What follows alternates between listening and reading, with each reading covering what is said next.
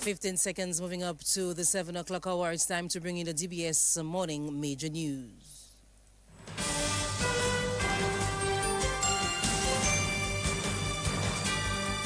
DBS News. Fresh in the morning. Eye-opening and balanced. The DBS morning news starts right now.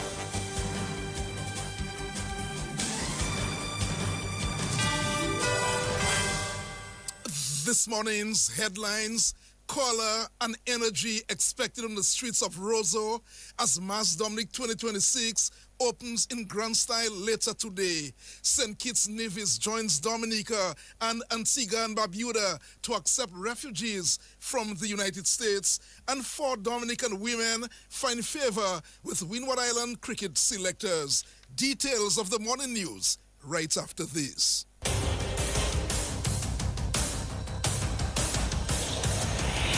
DBS News. Accurate, up-to-date, professional. We bring you the news of the nation via 3 newscasts, Monday to Saturday at 7 a.m. The DBS Major Morning News, 1:15 p.m. Your lunchtime news bulletin, and at 6 in the evening, the DBS Evening News. Call us at 448-4302. Listen on www.dbcradio.net. Don't forget to like our Facebook page at www.facebook.com/DBS Radio.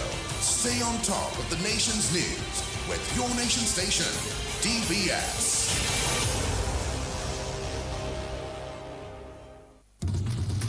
DBS News. Welcome back to the DBS Major Morning News. My name is Curtis Matthew. The opening and road parade for Mass Dominic 2026 are set for later today.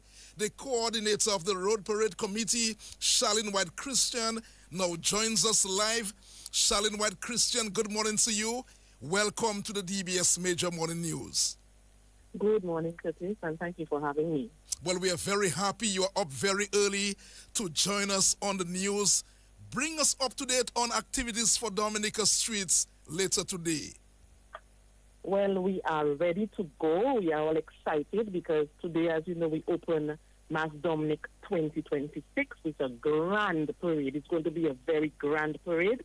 We begin with a ceremony from about 2:30 p.m., and all of that is going to take place close to the St. Alphonsus Catholic Church in Portersville, which is where the parade kicks off from 2:30 p.m. So we have a ceremony where we'll be honoring Danley Guy. As you know, this year Danley Guy is being honored by the Discover Dominica Authority, the DBA, and the government of Dominica. And that is something very great for him and for us to recognize one of our own who has been in costume building and in carnival parade organizing for over 40 years. Then we move off with the parade, and we have quite a spectacle, Curtis, this year.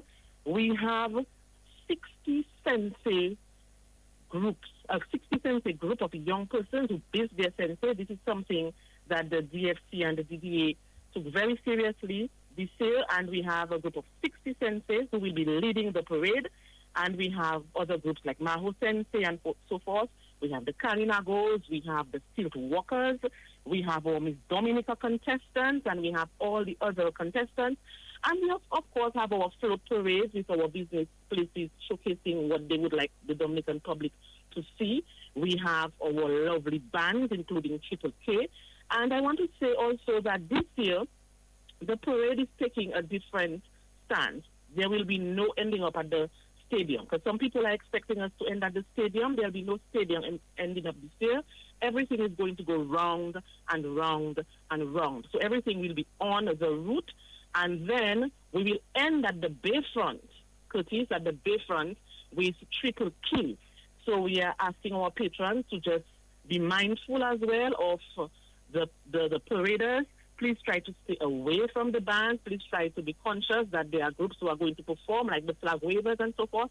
They'll be on the bayfront performing. And we just want to indicate that the parade is going to be long. It's going to be fantastic. And we are just asking the public to work with us, work with the Road Parade Committee, work with the marshals. And we are hoping that we will have a fantastic parade, Stephen, this year. We are asking all our groups to gather from 12 p.m. Every group has been given a number, and they have been given a gathering point. So we're asking them to gather from 12 p.m.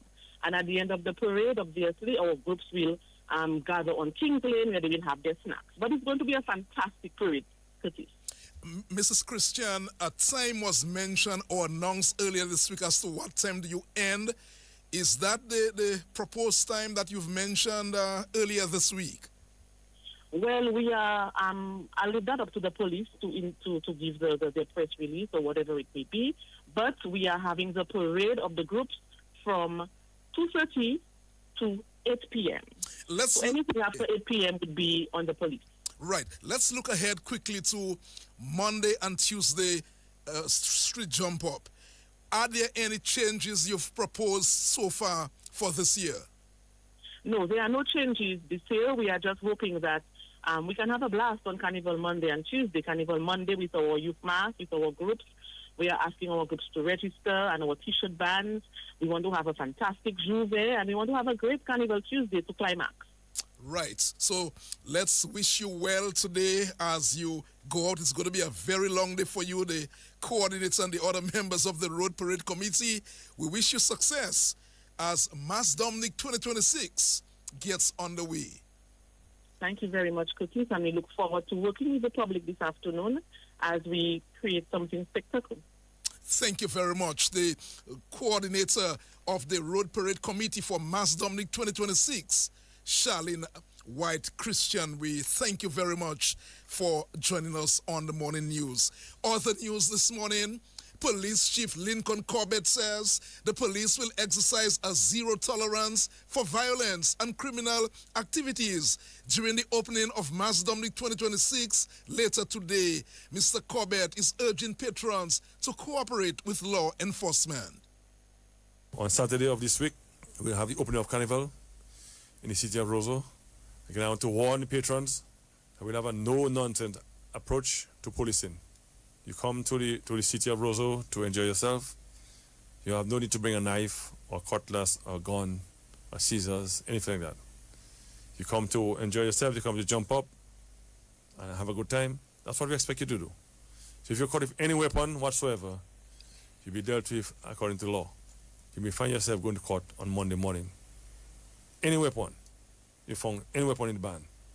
So we'll have a no-nonsense approach again for this. And we expect the opening of Carnival to go on peacefully.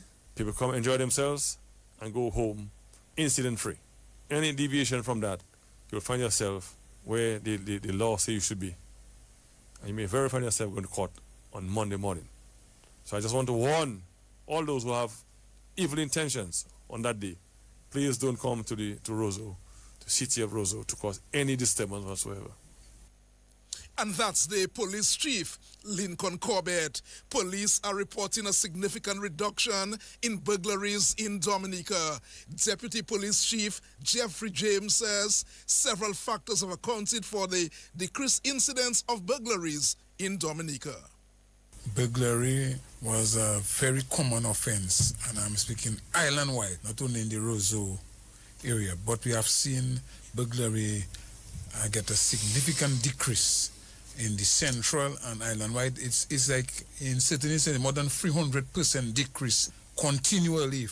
For example, in mid-1995, we had in excess of 2,000 plus burglary, or almost 2,000 plus burglary. It has gone down to about 200 burglaries island-wide. So you can see the marked decrease in burglary. Now, some may ask, what is the reason for that? I think there are many factors that cause that. The advent of community policing, the involvement of the police.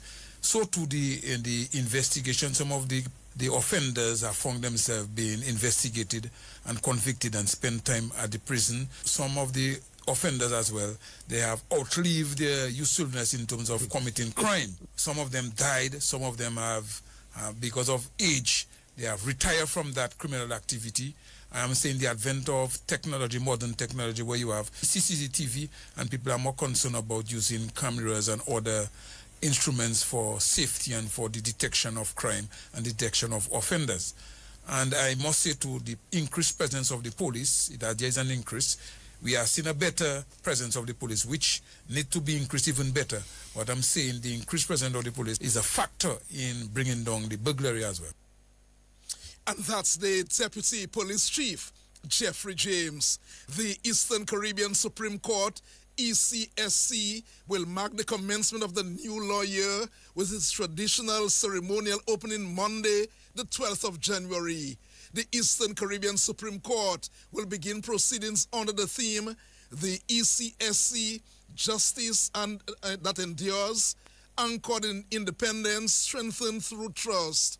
The host member state is Dominica. Here is the Chief Registrar of the Eastern Caribbean Supreme Court, Michelle John Feebles. Yes, well, it's customary in the legal profession that we commence the opening of every law year with a ceremonial opening. And the ceremonial opening usually takes different events that make up the opening. This is an age-old tradition.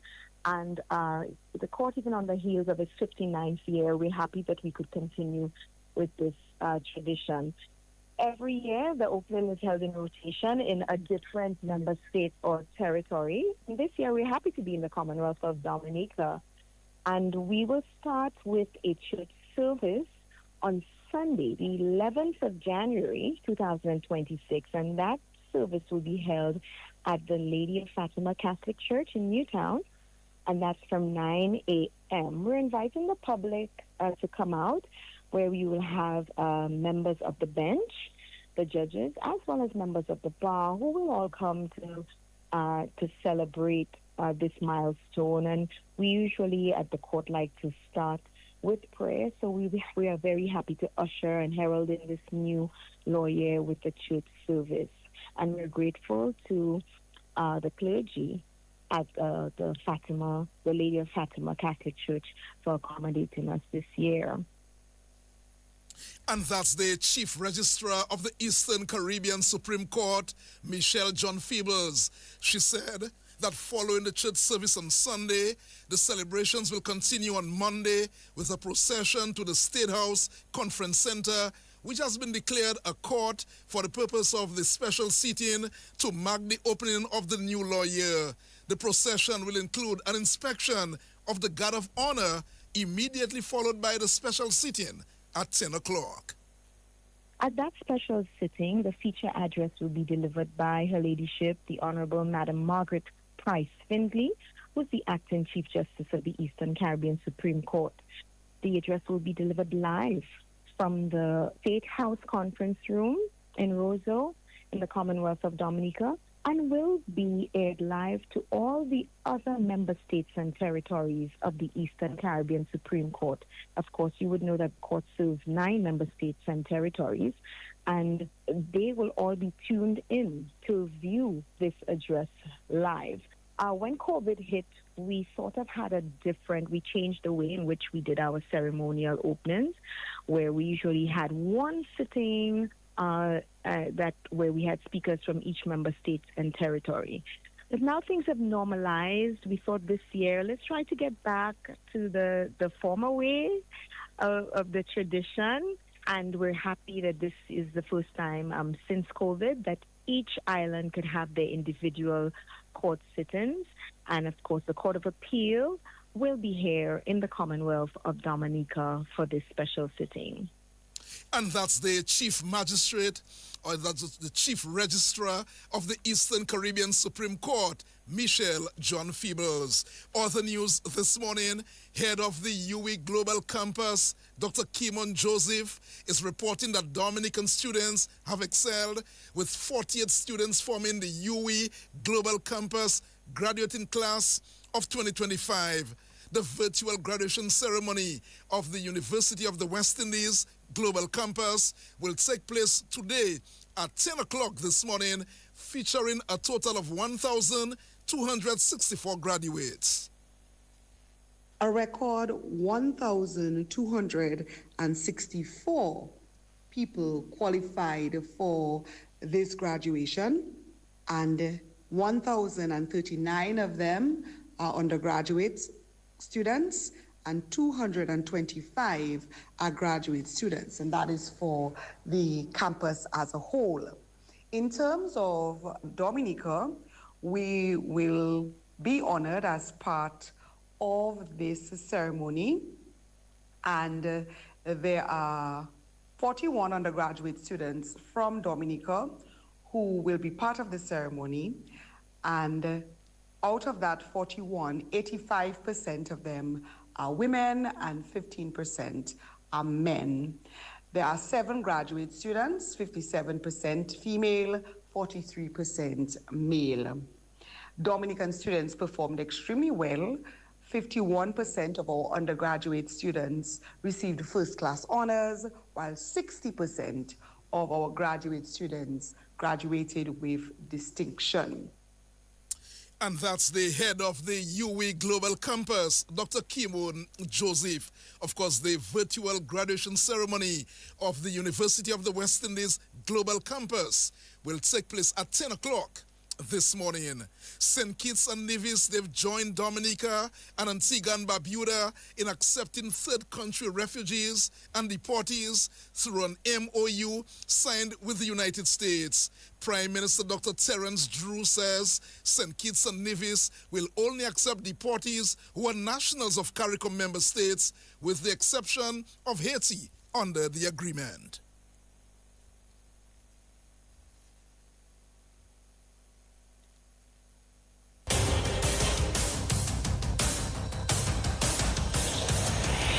DBS News. Accurate, up-to-date, professional. We bring you the news of the nation via 3 newscasts, Monday to Saturday at 7 a.m. The DBS Major Morning News, 1:15 p.m. Your lunchtime news bulletin, and at 6 in the evening, the DBS Evening News. Call us at 448-4302.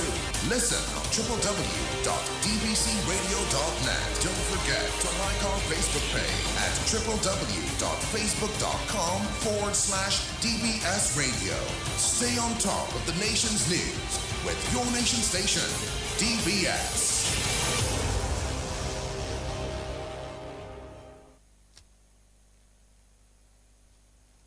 Well, let's go back to news from the region. We told you earlier, St. Kitts and Nevis, they've joined Dominica and Antigua and Barbuda in accepting third country refugees and deportees through a memorandum of understanding signed with the U.S. Prime Minister Dr. Terence Drew says St. Kitts and Nevis will only accept deportees who are nationals of CARICOM member states, with the exception of Haiti under the agreement. Nevis has negotiated and entered into a memorandum of understanding with the United States of America for the potential transfer of certain third country nationals, and I want us to listen carefully, who are citizens or nationals of the Caribbean community. This does not involve anybody outside of CARICOM. This is in keeping with our CARICOM principle. And I will further say that because of security matters, it does not include Haiti at this particular time. It does not involve anybody from any other place outside of the CARICOM region. Under the arrangement, the United States may propose transfers of CARICOM nationals. This is what St. Kitts and Nevis has negotiated, without violent or sexual criminal backgrounds. And St. Kitts and Nevis may accept them. We are not obliged according to the MOU. The MOU contemplates jointly develop operational procedures, including capacity-based limits and logistical arrangements. And that's Prime Minister of St. Kitts and Nevis, Dr. Terence Drew. The sports broadcast comes up shortly.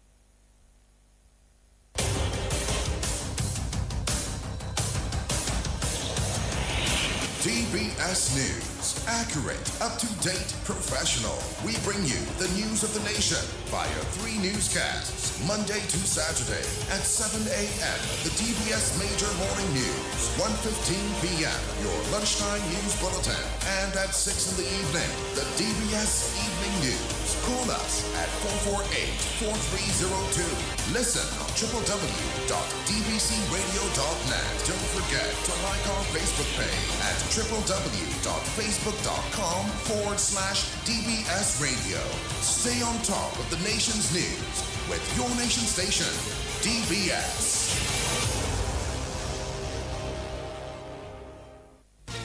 Covering the nation and beyond. DBS Sports Report.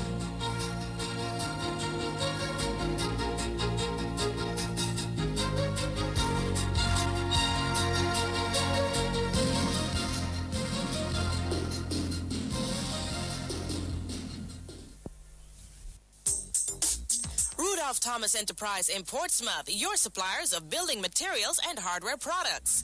Over 20 years experience in the business. Rudolph Thomas has lumber and plywood, Portland and tile cement, steel rods, galvanized and fenced pipe. And Rudolph Thomas can meet all your wire needs. Galvanized roofing sheets, doors, windows, toilet sets, face basins and bidets.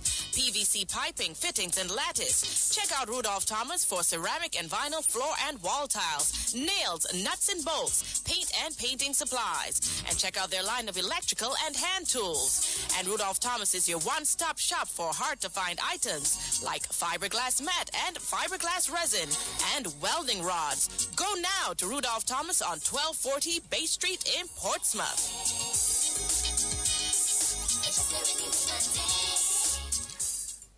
This Christmas, bring home the joy with NBD. Apply for an NBD credit card or personal loan, and you could be one of our lucky winners in a special Christmas shopping spree. Celebrate the season with friends and family. Shop for your holiday favorites and make this Christmas truly magical.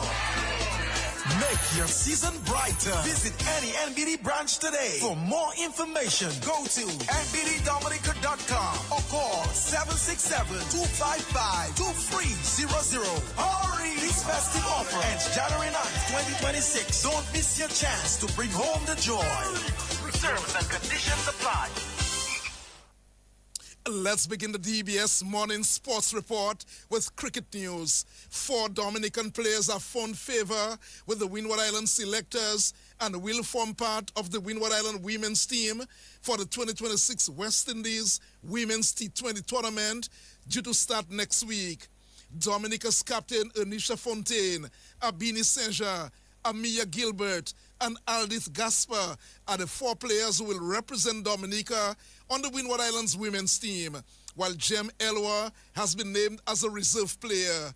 The regional West Indies women's tournament will start next Tuesday in St. Vincent.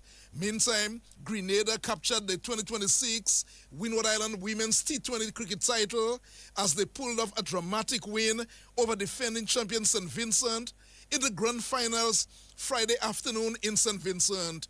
Grenada took the first knock. They got to 103 for 8 in their 20 overs, a remarkable fight back after being 28 for 6 at one point.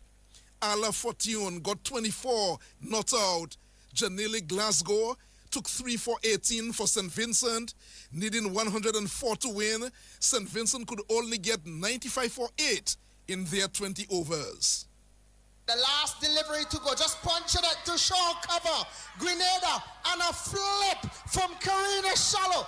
Celebration City here at Onisvale Cricket Stadium. Grenada pulling out their nutmeg flags. Walking to the umpires, Janila Glasgow shaking hands. Grenada is now the champion of the Windward Islands Women T20 Championship. Grenada won by 8 runs to be crowned 2026 champions. Meantime, Nerissa Crafton did it with the bat and ball, and Zeta James with the bat as the St. Lucia beat Dominica to secure 3rd place in the Windward Island Women's T20 tournament. St. Lucia batted first. They made 122. Zeta James got 67. Abini Senja picked up 3 for 10 for Dominica. Dominica chasing 123 to win. Were looking good at 80 for 3, but lost their way. They were restricted to 105 for 9 in their 20 overs. Anisha Fontaine, top scorer with 31. Jim Elwa got 24. Nerissa Crafton picked up 4 for 2. St. Lucia won by 17 runs. Grenada ended the tournament in first place. St. Vincent second. St. Lucia third. And Dominica in fourth place. Some basketball news now. Playoff action in the Neville Moose Pier basketball tournament gets underway this weekend in Marigot, with 4 teams looking to punch their tickets into the finals. Game 1 on Sunday will see the Dr. Daru Pichler Sports Club Falcons taking on the Peebush Super Eagles at 7 o'clock. The other semi-final match will feature Marigot Sunrise and the BAA Sharks at 9 o'clock. Both games will take place at the Weirs Hard Courts. Parliamentary representative for Marigot and tournament organizer Anthony Charles says the tournament has brought intense competition to Marigot. This league is to further enhance and further keep the players informed to play basketball as the DBS is on our off-season. So this is an off-season league where enhance the players that keep them fit, and also like to big up the sponsors, Government of Dominica, DBS Radio, Maxwell Boland, Gaddafi Prevo, Dwayne James, yours truly, and also not forgetting the teams from all over Dominica. We had people like Detroit Blazers, big up to Donnie Robinson and the guys who come and supported me. You also had 767 Maggie Dunson Peters. Yeah, and then we also had the other team. We had other teams from Marigot supporting the vibes. And then the supporters, last but not least, the supporters who come out every Sunday to watch and support the basketball. But this Sunday will be bigger teams, so bigger games. And that's the parliamentary representative for the Marigot constituency and tournament organizer, Anthony Charles. DFA President Glenn Etienne says the launch of the National Academy marks a defining moment in the history of Dominica's football. His comments came at the official opening of the DFA National Youth Academy Friday. Over 80 young footballers will form part of the class of 2026. Etienne says the academy will help the DFA with its overall football development plan.